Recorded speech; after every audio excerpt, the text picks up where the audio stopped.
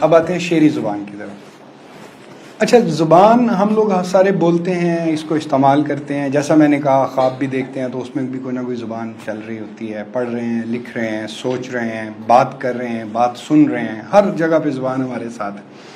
لیکن زبان عدالتی الگ ہوتی ہے، سرکاری زبان الگ ہوتی ہے، بے تکلف جسے سلینگ کہتے ہیں وہ زبان الگ ہے، شاعری میں استعمال ہونے والی زبان الگ ہے، اور ہم صرف شاعری میں استعمال ہونے والی زبان پہ بات کریں گے. شاعری کے بارے میں یہ کہا جاتا ہے کہ کوئی بھی زبان، یہ ایک آئیڈیل سٹیٹمنٹ ہے، اس پر ضروری نہیں ہے ہر شاعر پورا اترے میرے سمیت، کہ کوئی بھی زبان اپنی خوبصورت ترین شکل میں شاعری میں موجود اور محفوظ ہوتی ہے.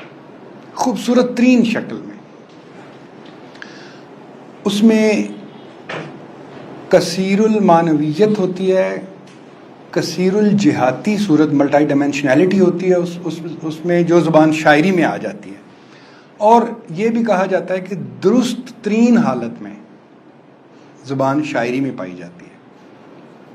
نثر میں بھی ہونا تو درست چاہیے، اسے ہوتی بھی ہے، لیکن شاعری کے بارے میں جو کچھ شاعر حضرات یہاں تشریف فرمایا وہ جانتے ہوں گے کہ ہم شاعر تو ایک دوسرے کا سر پھاڑ دیتے ہیں اس بات پہ کہ یہ لفظ ایسے نہیں ہے، ایسے ہے اس کی یہ گر گئی ہے اور الف گر گیا ہے، اور یہاں پہ نون متحرک تھی آپ نے ساکن کر دی ہے. ہم لوگ اس حد تک ٹچی ہوتے ہیں زبان کی درستی کے معاملے میں، زبان کی خوبصورتی کے معاملے میں.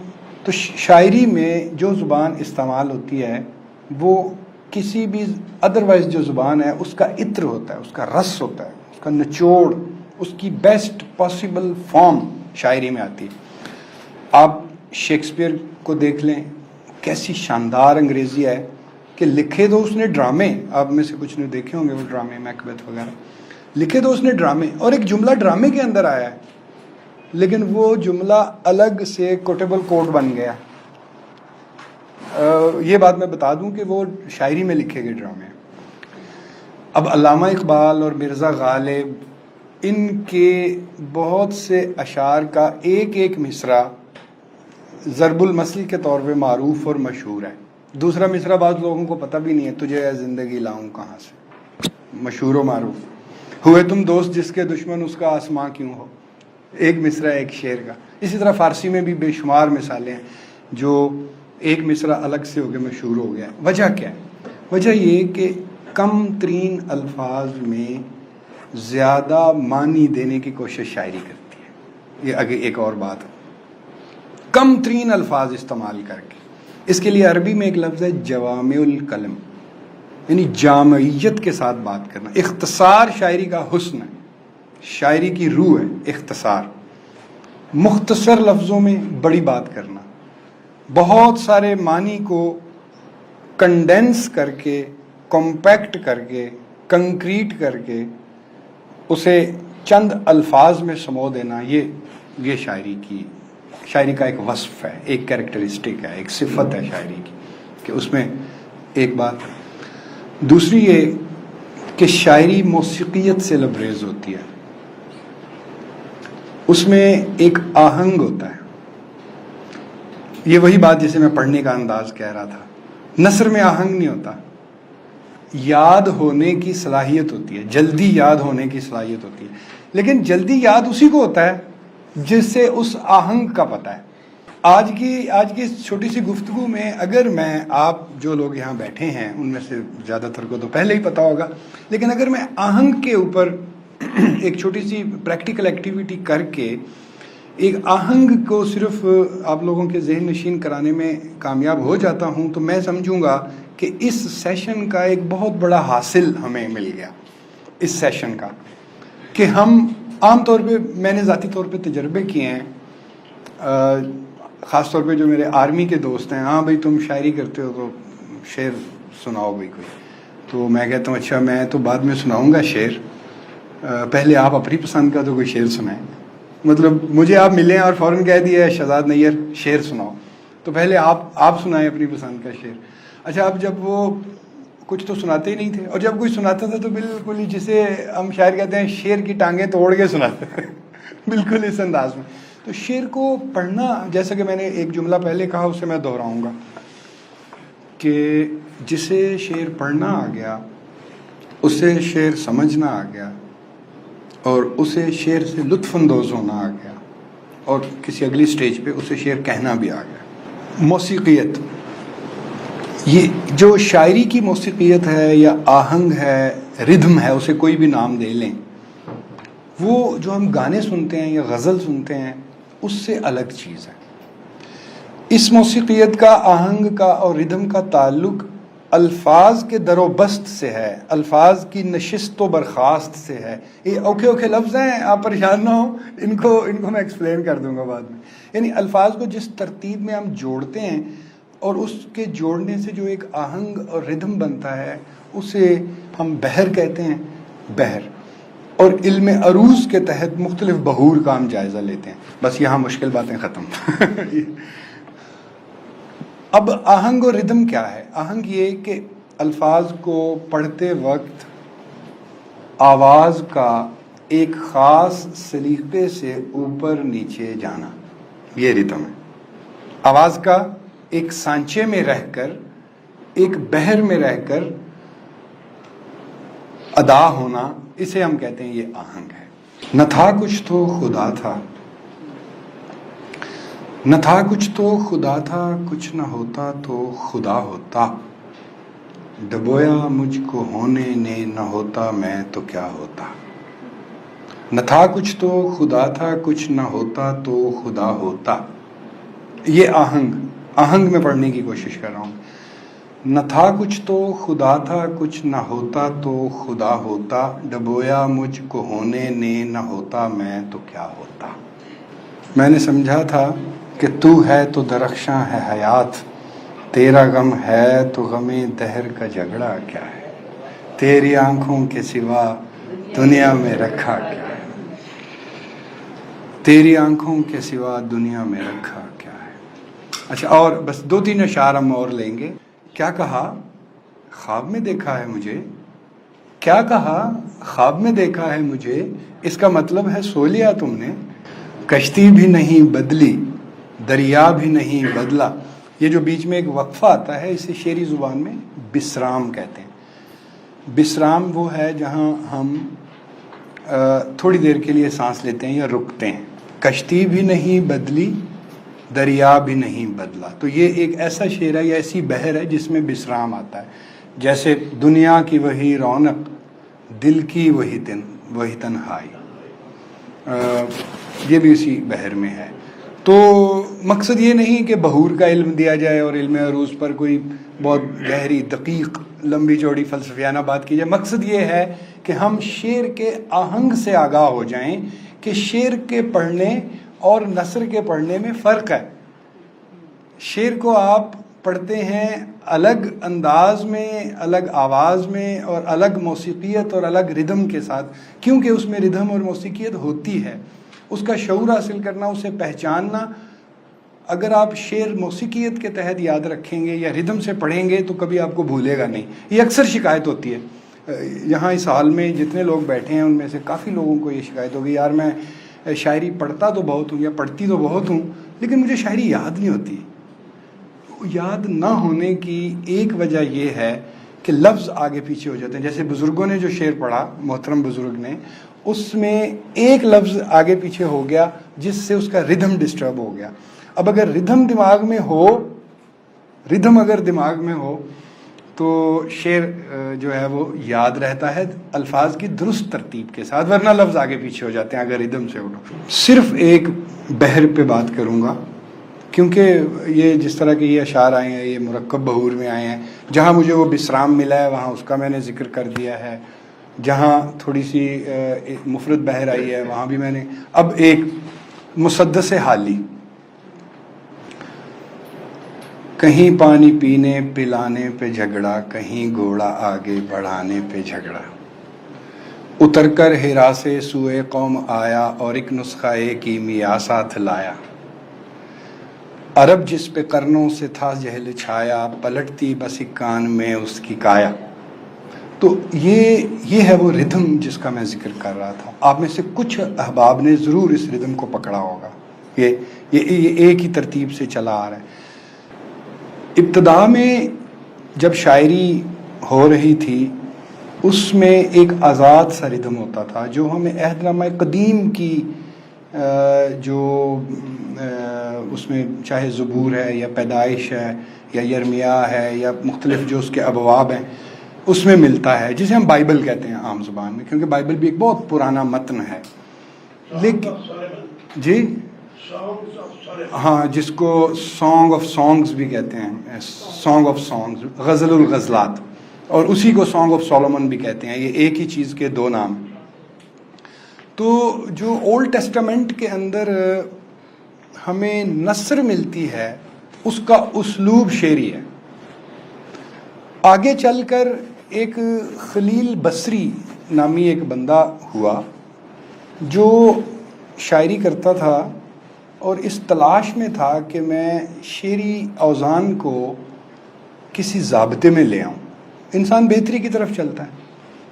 تو وہ ایک دن بازار میں سے جا رہا تھا تو جہاں دیگیں بنتی ہیں، شاید آپ میں سے کچھ لوگوں نے وہ دیگیں بننے کا عمل دیکھا ہو جس میں ہتھوڑے کو نا ایک بڑے ردم سے اس کے اوپر ٹن ٹنا ٹن ٹن ٹنا ٹن ٹن اس طرح وہ ہتھوڑے چلا رہے ہوتے ہیں. اس پر جب اس نے یہ ساؤنڈ سنی تو وہاں سے اس نے پھر یہ والا علم نکالا جسے علم عروض کہتے ہیں. اور علم عروض وہ علم ہے جس کے ذریعے ہم شاعری کے اوزان ناپتے ہیں. یہ شاعروں کے کام کی چیز ہے. آپ لوگ جو شاعر نہیں ہیں ان کے کام کی صرف یہ چیز ہے کہ شعر کو پڑھتے وقت یہ ذہن میں رکھیں کہ اس میں سے کیا آہنگ نکل رہا ہے. یہ ہر انسان کے اندر قدرتی ہوتا ہے. ہر انسان کے اندر یہ قدرتی ہوتا ہے.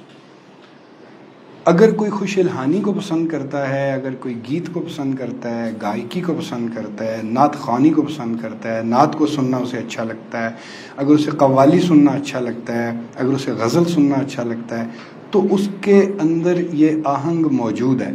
تو جب ہم کتاب کھول کے غزل پڑھ رہے ہوں تو اس کا ایک آہنگ از خود برآمد ہو جاتا ہے، از خود. اب اس آہنگ کو ذہن میں بٹھا کے جب باقی پڑھیں گے تو پھر آپ کو شاعری پڑھنے کا حقیقی لطف آئے گا. یعنی یہ وہ لطف ہے جو اس سے پہلے، یعنی جو لوگ آہنگ کو نہیں جانتے وہ اٹھا ہی نہیں سکتے. اور آہنگ کی جو پہچان ہے، آہنگ کی حس ہے، وہ ہر انسان میں موجود ہوتی ہے. اچھا، اب ہم ایک اگلے سوال کی طرف آتے ہیں. وہ ہے شاعری کیوں؟ سوال ہے شاعری کیوں؟ سائنس کا زمانہ ہے، ایج آف انفارمیشن میں ہم رہ رہے ہیں. ہر چیز کی جو دانش پر مبنی باتیں ہیں. شاعری خیال و خواب کا ایک سفر ہے. شاعر لوگ مبالغہ آرائی سے بھی بہت کام لیتے ہیں. مبالغہ تو ایک عربی کہاوت ہے شاعری کے بارے میں، ایک عربی مقولہ ہے کہ مبالغہ شعر کا حسن ہے. اور فی الواقعی شاعری میں مبالغہ حسن ہے. اور عام زندگی میں مبالغے سے جتنا بندہ بچ جائے اتنا ہی اچھا ہے. مبالغہ آرائی بات کو بڑھا چڑھا کے بیان کرنا، جو بات جتنی ہو اس سے زیادہ کر دینا، جتنی کرنا اتنی بات ہو نا. تو مبالغہ جو آرائی جو ہے وہ شاعری کا ایک حسن ہے. تو سوال یہ ہے شاعری کیوں؟ مطلب ہم شاعری کیوں پڑھیں؟ شاعری ہماری کون سی ضرورت پوری کرتی ہے؟ شاعری ایک فن ہے. اس فن کا ایک بہت لازمی حصہ ہے تخیل، امیجنیشن. تخیل کی کوئی حد نہیں ہے. ایک قاسم علی شاہ صاحب نے کہیں سی جگہ کہا ہے کہ جو کچھ آپ سوچ سکتے ہیں نا، اس کا مطلب ہے کہ وہ مارز وجود میں آ سکتا ہے. اب تخیل شاعری کا ایک لازمی جزو ہے. تخیل کو سٹریچ کرنا، بڑھا کے آگے جا کے سوچنا، اس کا مطلب ہے کہ جو آج ہمارا تخیل ہے کل کو حقیقت بھی ہو سکتا ہے. ہمیں اب سے کوئی، اگر میں صحیح یاد کر رہا ہوں تو کوئی 800 سال پہلے، یعنی کہ 11ویں 12ویں صدی میں ایسی نظمیں ملتی ہیں یورپ کی یونانی زبان میں جس میں انسان پر خود کو پرواز کرتے ہوئے دیکھتا ہے. اچھا، اس سے بھی پیچھے آپ چلے جائیں تو جو مہابھارت ہے اس میں وہ ایک کیریکٹر ہے جو اڑتا ہوا دکھایا گیا ہے. اس سے بھی پیچھے چلے جائیں تو ہمیں یونانی جو ایپکس ہیں ان میں بھی کچھ چیزیں ملتی ہیں. اب یہ تھا اس زمانے کا تخیل اور یہ ہے آج کی حقیقت. اور تخیل شاعری دیکھتے ہیں. امیجنیشن جو ہے، جو ہمارا متخیلہ ہے، قوت تخیل ہے، وہ مبالغہ پیدا کرتی ہے، کرنا چاہتی ہے. اچھا، مبالغے سے مراد یہ قطعی نہیں ہے کہ صرف حسن میں مبالغہ ہے. حسن میں جو مبالغہ رہی ہے وہ بھی شاعری کا ایک جزو ہے، وہ بھی آرٹ اور فن کا ایک بڑا خوبصورت حصہ ہے. لیکن مبالغے کی اور بھی بڑی قسمیں ہیں. اچھا، مبالغہ بہت زیادہ ہے. جیسے میر انیس جو مرثیہ لکھتے ہیں اس میں جس طریقے سے وہ زمین کربلا کا ذکر کرتے ہیں، وہ سارے کا سارا مبالغہ آرائی کا شاہکار ہے. یعنی گرمی اس قدر تھی کہ مچھلیاں جو پانی میں تھیں ان کے بھی منہ کھل گئے، کیونکہ گرمی میں انسان کا منہ کھل جاتا ہے. اسی طریقے سے مبالغے کی یہ بھی قسم ہے کہ مطلب گرمی کو بڑھا چڑھا کے بیان کر دینا، یا تلوار کی جو آب ہے، اس کی جو چمک ہے، اسے بہت زیادہ بڑھا چڑھا کے بیان کر دینا، حسن انسانی کو بڑھا چڑھا کے بیان کر دینا، شدت غم کو، جیسے کہتے ہیں کلیجہ پھٹ گیا. اب یہ مبالغے کی ایک قسم ہے، غم سے میرا کلیجہ پھٹ گیا. حقیقت میں تو نہیں، لیکن یہ علم البیان کی بات ہے. اصل میں وہ یہ کہ جب ہم کہہ کے کچھ مراد کچھ لیتے ہیں، مجاز مرسل بھی اس کی ایک قسم ہے، اور مبالغہ بھی علم بیان کے اندر آتا ہے کہ آپ کیفیت کی شدت کے اظہار کے لیے جو درجہ بیان کرتے ہیں وہ آگے کا کرتے ہیں تاکہ اگلے بار بات کھل جائے. جیسے یہ مثال ہے کہ شدت غم سے کلیجہ پھٹ گیا. تو مبالغہ جو ہے وہ زبان کا بھی حصہ ہے اور شاعری کا بھی حصہ ہے. تو آپ میں سے جن لوگوں نے بھی بتایا کہ شاعری کیوں، اس عہد میں شاعری کی کیا ضرورت ہے، آپ سب نے درست بتایا. دو چار باتیں میرے پاس بھی ہیں کہ شاعری کی طرف ہم کیوں متوجہ ہوں، ہم شعر کیوں پڑھیں، شعر کیوں سنیں، یا شاعری کی کتابیں کیوں پڑھیں. دراصل شعر ایک نقطہ دانش بھی ہوتا ہے، جذبے کا اظہار تو ہوتا ہے، اندرونی کیفیت کا مناسب ترین الفاظ میں اظہار ہوتا ہے، زبان کا حسن، زبان کی خوبصورتی یا ذائقہ. زبان کا ذائقہ بھی ایک الگ چیز ہے. جو لوگ زبان جانتے ہیں، زبان کو انجوائے کرتے ہیں، وہ مانتے ہیں کہ یار لینگویج بڑی اچھی استعمال کی ہے، خوبصورت بات. تو شعر جو ہوتا ہے وہ ایک نقطہ دانش بھی ہوتا ہے. آپ کو دانش مندی کی کوئی بات، مثلا مٹا دے اپنی ہستی کو اگر کچھ مرتبہ چاہے، کہ دانہ خاک میں مل کر گل و گلزار ہوتا ہے. یہ بات اگر نثر میں بھی لکھی جاتی تو شاید کچھ اثر ضرور رکھتی، لیکن شعر میں ادا ہو کر تو اس کا اثر کہاں کا کہاں پہنچ گیا. نہ ابتدا کی خبر ہے نہ انتہا معلوم، نہ ابتدا کی خبر ہے نہ انتہا معلوم، رہا یہ وہم کہ ہم ہیں سو وہ بھی کیا معلوم. یہ فانی کا شعر تھا. اچھا، ایک شعر سنیے. گلشن پرست ہوں مجھے گل ہی نہیں عزیز، گلشن پرست ہوں مجھے گل ہی نہیں عزیز، کانٹوں سے بھی نباہ کیے جا رہا ہوں میں، کانٹوں سے بھی نباہ کیے جا رہا ہوں میں. اور میں مصلحتاً چاک گریباں نہیں رہتا، میں مصلحتاً چاک گریباں نہیں رہتا، تم یہ نہ سمجھنا کہ پریشان نہیں رہتا. میں مصلحتاً چاک گریباں نہیں رہتا، تم یہ نہ سمجھنا کہ پریشان نہیں رہتا. آہنگ کو فالو کر رہے ہیں کچھ کچھ. ہم شجر تھے ہمیشہ شجر ہی رہے، ہم شجر تھے ہمیشہ شجر ہی رہے، وہ بدلتا رہا موسموں کی طرح، وہ بدلتا رہا موسم آتے ہیں جاتے ہیں، شجر وہیں کھڑا رہتا ہے. شعر کو سمجھنے، اس کی تفہیم کرنے، اس سے لطف اندوز ہونے کے لیے ہمیں شعری زبان سے شناسا ہونا پڑتا ہے. شعری زبان جیسا کہ میں بتا چکا ہوں عام زبان سے ذرا ہٹ کے ہوتی ہے، ذرا الگ ہوتی ہے. اس میں استعارے سے اور تشبیہ سے کام لیا جاتا ہے. جو ہم شاعری کا مطالعہ کرتے ہیں تو ہمیں پتہ چلتا ہے کہ فیض احمد فیض جب صیاد کہتا ہے تو اس سے اس کی مراد اہل حکومت ہوتے ہیں. فیض احمد فیض جب گلشن کہتا ہے تو اس سے مراد اس کی باغ نہیں ہے, گلشن سے مراد ملک ہے. اور جب وہ رقیب کا لفظ استعمال کرتا ہے تو اس کے آئیڈیے سے اختلاف کرنے والے مراد ہوتے ہیں. رقیب کا ویسے تو معنی آپ جانتے ہیں کہ کیا ہوتا ہے. اگر آپ اجازت دیں تو میں ایک لفظ کو لے کر, اور یہ بہت لطف اٹھائیں گے آپ اس بات سے کہ لفظ کیسے اپنے معنی بدلتا ہے, اس سے ذرا وضاحت بھی ہو جائے گی. لفظ ہے رقیب. اگر آپ میں سے کسی کے ذہن میں اسماء الحسنہ ہیں 99 نام, ان میں سے ایک لفظ ہے الرقیب. الرقیب. اور رقیب کا لفظی مطلب ہے, شارٹ کروں گا ذرا, رقیب کا لفظی مطلب ہے نگہبان. نگہبان.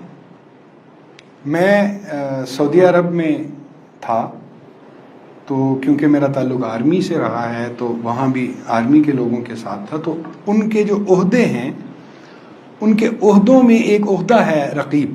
رقیب اول, رقیب ثانی, یعنی جس طرح ہمارا حولدار اور لانس حولدار, اس طرح اس سے ملتے جلتے, سارجنٹ وغیرہ. رقیب, رقیب اول, رقیب ثانی.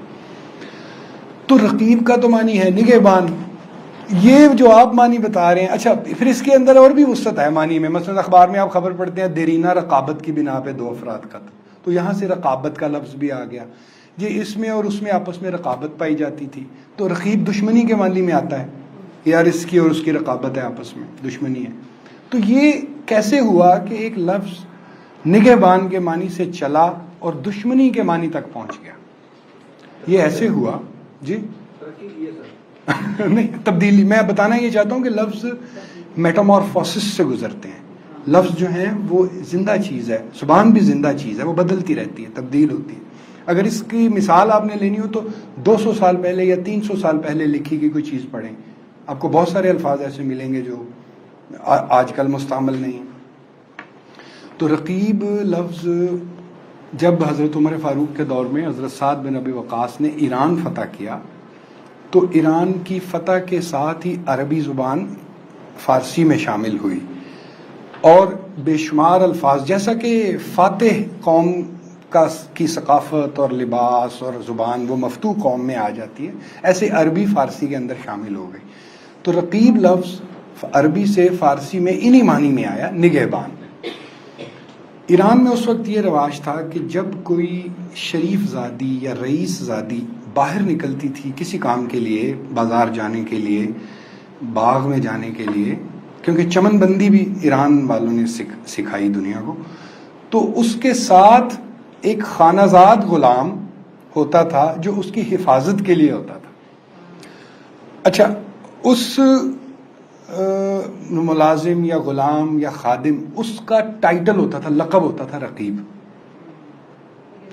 اب وہ جو باہر نکلتی تھی رئیس زادی, اس کا ایک عاشق بھی تو ہوتا تھا. عاشق جو تھا وہ رقیب سے جلتا تھا. تو شاعری میں اس طرح اس لفظ کا استعمال شروع ہوا. شروع میں یہ لغت نامہ دے خدا ایک بہت بڑی کتاب ہے, اس میں یہ ساری بات لکھی ہوئی کہ جب شاعر عاشق نے دیکھا کہ رقیب جو ہے وہ کتنا خوش قسمت ہے کہ وہ تیرے ساتھ چلتا ہے, اسے تیری ہم قدمی کا شرف حاصل ہے, اس سے تیرے ساتھ بات کرنے کا شرف حاصل ہے, ہم دور سے کھڑے دیکھتے رہتے ہیں. رقیب کو مخاطب کر کے یہ بات کہتا ہے. رقیب ٹائٹل ہے, رقیب ایک عہدہ ہے. تو تھوڑی کوئی 100 سال گزرنے کے بعد نا رقیب کو گالیاں پڑنی شروع ہو گئی شاعری میں کہ تم رقیب بہت ایسا ہے تو بہت ویسا ہے. فارسی ہے رقیب روسیا. اچھا, یہ روایت فارسی سے اردو میں آئی. آپ دیکھیے کہ بہت اچھا مطالعہ تھا اس لفظ کا میرا کہ شروع میں رقیب نگہبان کے معنی میں ہی آتا رہا, پھر آہستہ آہستہ نگہبان کے معنی میں کہیں محو ہو گیا اور اس معنی میں آ گیا کہ ایک محبوب ہے جس کے دو محب ہیں، ایک معشوق ہے، اس کے دو عاشق ہیں، ان معنی میں آنا شروع ہو گیا. تو فارسی روایت جب اردو میں آئی تو نگہبان کا معنی کہیں بالکل ہی ختم ہو گیا، اور یہی معنی جو آپ نے بیان کیا. یہ کس نے کہا تھا کہ ایک بندہ ہو تو اس کے دو چاہنے والے ہوں تو وہ آپس میں رقیب ہوتے ہیں. یہ ایک مثال میں نے بیان کی کہ لفظ کا معنی کس طرح بدلتا ہے. تو اب ہم واپس اس نقطے پہ آ جاتے ہیں جہاں بات پہنچی تھی. وہ نقطہ یہ تھا کہ شاعری میں لفظ معنی تبدیل بھی کرتا ہے. ایک ایرانی اسکالر سے میری بات ہو رہی تھی کوئٹہ میں. تو آپ میں سے ضرور کچھ لوگ جانتے ہوں گے کہ فارسی شاعری کے 3 اسالیب ہیں، سب کے ہندی، سب کے خراسانی اور سب کے عراقی. ان میں سے سب کے ہندی اس کو بولتے ہیں جو ہند میں رہنے والے فارسی شعراء نے جو شاعری کی اسے سب کے ہندی کہا جاتا ہے. اور سب کے ہندی میں جیسے مرزا عبدالقادر بیدل اور عرفی اور غنی کاشمیری، یہ بہت بڑے بڑے نام. کہنے لگے وہ ایرانی اسکالر کہ آپ لوگوں نے فارسی زبان کو بہت کچھ دیا ہے. کیسے دیا؟ مثلاً ایک لفظ ہے رنگ. اب رنگ تو ہم کہتے ہیں یہ سیاہ رنگ ہے اور یہ سفید رنگ ہے اور یہ نیلا ہے اور یہ کاہی ہے اور یہ گیاہی ہے اور یہ پیازی ہے اور یہ آتشی گلابی ہے، یہ ہم رنگ کہتے ہیں. یہ کتھا رنگ ہے، کتھئی رنگ ہے. لیکن جب غالب کہتا ہے کہ دل کا کیا رنگ کروں خون جگر ہونے تک، بھئی آج تو تمہارے رنگ ڈھنگ اور ہیں، ایسے ہم استعمال کرتے ہیں. آج تو رنگ ڈھنگ اور ہیں. یا یار اس نے اس رنگ میں بات کی کہ میرا دل ہی ٹوٹ گیا. اب یہاں رنگ کس معنی میں آ رہا ہے؟ یہ سارے معنی شاعری کے دیے ہوئے ہیں. اسی طریقے سے ہر لفظ شاعری میں جو لفظ آ جاتا ہے، وہ غالب کا ایک شعر ہے کہ گنجینۂ معنی کا طلسم اس کو سمجھیے جو لفظ کے غالب میرے اشعار میں آوے.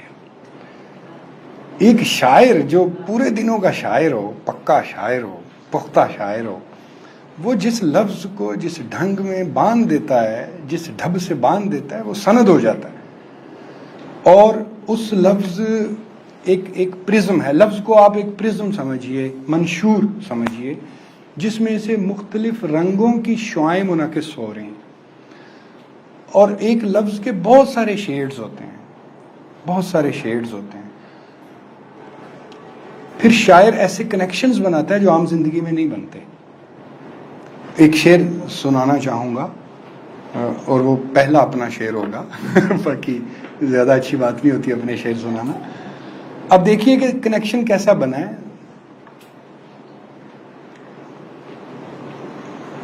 میں نے روٹھے ہوئے یاروں سے تعلق رکھا، میں نے روٹھے ہوئے یاروں سے تعلق رکھا، میں نے اجڑے ہوئے باغوں کی نگہبانی کی. 2 چیزیں، روٹھا ہوا یار اجڑے ہوئے باغ کی طرح ہے. بھائی اس کی نگہبانی کرتے رہو، کبھی تو ہرا ہو جائے گا. تو روٹھے ہوئے یار سے بھی تعلق رکھو، توڑو نہیں. اب دوبارہ سناتا ہوں شعر. کنیکشن کو دیکھیے گا، ایک کنیکشن اسٹیبلش ہوتا ہے. شاعری ایک یہ کام بھی کرتی ہے کہ 2 بظاہر مختلف الوقوع واقعات اور مختلف النوع اشیاء، ان کے بیچ میں ایک کنیکشن اسٹیبلش کرتی ہے، ایک کنیکشن دیتی ہے. بھئی نازکی اس کے لب کی کیا کہیے، پنکھڑی گلاب کی سی ہے. یہ غالب کہتا ہے کہ